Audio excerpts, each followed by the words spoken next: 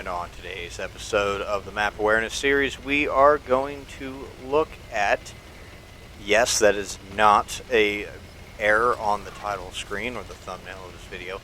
Yes, we are looking at the 50th installment of the Map Awareness series. And also, yes, the letter L is the Roman numeral for 50. It looks a little weird, but Roman numerals. So anyway, you probably have seen part of this replay already, and that is because a clip from this replay was used in last weekend's video. But as I mentioned in that video, this replay was good enough for me to actually use as a map awareness because it demonstrates this very well in the entire game, and that's why I wanted to use it. So once again, we're met with FlyinEgg in the game's greatest heavy tank, the T110E4. I'll get into why I call it a heavy tank in a little bit, but he is currently on Abbey, and he is joined with a Kronvon or an Emil 2. I'm thinking Kronvon just because it's a tier 10 game and that's what it looks like. But it's just him and this teammate of his that aren't even platooned up, and they're going to kind of be with each other the entire game, and they're going to be defending this flank. And it's him defending this flank with this impromptu platoon mate and map awareness that kind of makes this game turn out the way it is. So I'm not really going to dive too much into the aiming aspect or skill with aiming with this tank, just because again it's the game's greatest heavy tank when you are loading full premium ammo in this thing. With a 155mm main gun and the premium ammo penetration what it is, I mean, you basically are going through everything almost like a hot knife through butter. I think there are a couple tanks that will kind of withstand a premium 155 round from this tank, but I, for the life of me, cannot remember if that information is correct or if it is, what tanks those are, because most of the time you don't want to sit in front of one of these things to find out if your armor is going to hold up. So anyway, like I said here, we're not really going to pay much attention to the aiming. And in this situation, really, I know some people are against using premium rounds or just using full gold, lack of skill. I'd like to mention that in this particular situation, even I would be using full gold all the way, just because of the fact that it's just you and a platoon mate trying to hold off an unknown number of tanks. So it's like you need to make sure every round will pen. And if you've noticed here in the last couple seconds, he's been paying attention to the minimap, he's been paying attention behind him, and he does know that there are enemy tanks that completely went around him. And was like, I'm not messing with that, and just they're going to go around and try and flank him or deal with anything behind him. And we can see the VZ-51, the Tier 9 heavy tank. That just got taken care of relatively quickly here. But there's still a couple other tanks, specifically that light tank that thankfully a teammate took care of. But now looking at the minimap here, he does realize that there could be some other tanks over here. The enemy team is in the center of Abbey and on the opposite flank, and I need to get some cross shots on them to help support, because again, I am in the game's greatest heavy tank. And we can see our Kronvon buddy is still with us.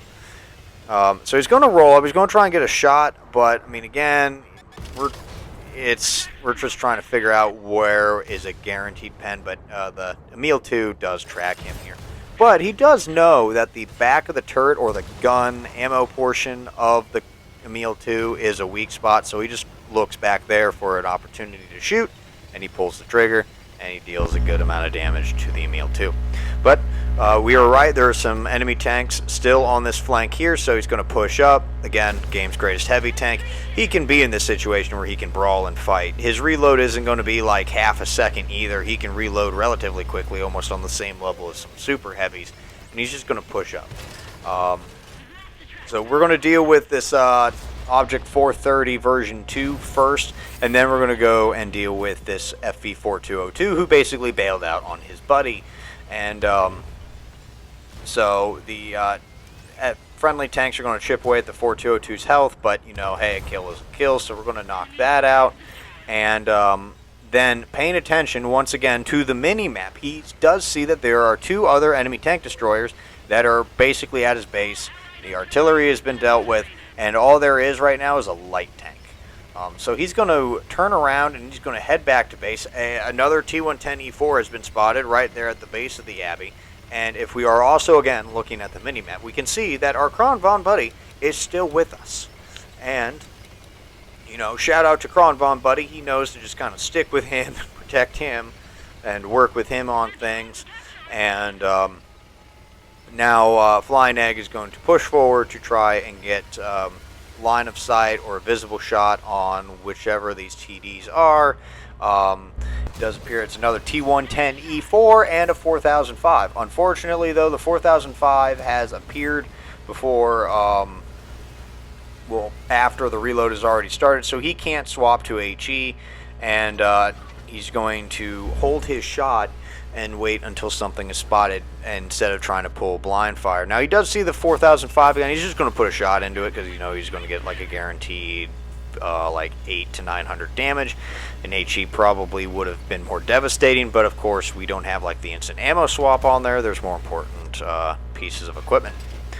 So we're going to push up farther here, and we're going to try and use the bushes for additional concealment, as well as to maybe see if we can get an angle on that E4, but the E4 still is not spotted. So we're going to basically push down and push up. There's again, there's still 2 TDs left on the other team, so we went from kind of having it be a close call to we might lose to thanks to him basically holding that flank himself. He has allowed his team to focus on the other tanks on the map, and he can deal with them, and that allowed for the team overall to turn it around in their favor. All that's left now is this 4005, so, I mean, he can obviously take a hit from the 4005, so he's just going to push up on it. He's going to just try and get a quick snapshot on it. Unfortunately, he fails, but again, well, it doesn't matter at this point. He's got enough health to take a shot from the 4005, but unfortunately, a teammate is actually going to take the kill. But it doesn't matter. He walks away, not only surviving and with a couple kills under his belt, but he almost has a 8K combined damage under his belt with this game as well, and MVP medal. High caliber, still 3 marks of excellence and a couple other medals right there, and he is, of course, the top of the leaderboard. But that's going to do it for today's video. I'd like to thank you all for watching. If you enjoyed this video, hit that thumbs up, and if you want to see more videos like this one, don't forget to subscribe. But until next time, this has been Darren of WoTCAcademy.